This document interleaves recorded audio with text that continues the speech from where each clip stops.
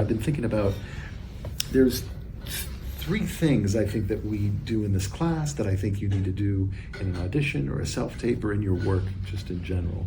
And I think the first one is understanding the scene, right? What story do you want to tell? You're a storyteller first. What story do you want to tell? So understanding the scene.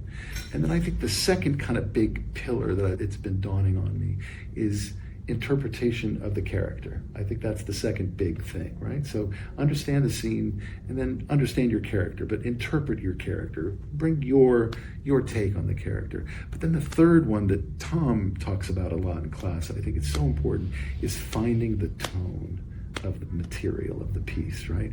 I think that's the third big pillar. And so I was working with an actor and he made a bold choice, but tonally it wasn't quite right for the scene. He's calling out, these friends are trying to get him to come with him and he's talking to somebody. And he's like, I'll be there in a minute. And then later on in the scenes, they're like, come on.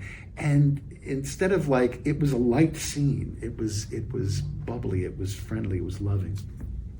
But instead of saying, come on, I'll be right there in a minute, he went, I'll be there in a minute. Like it got really dark.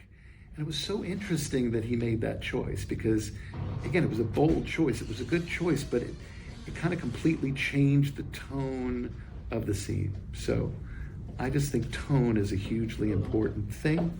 I think it's a neglected thing.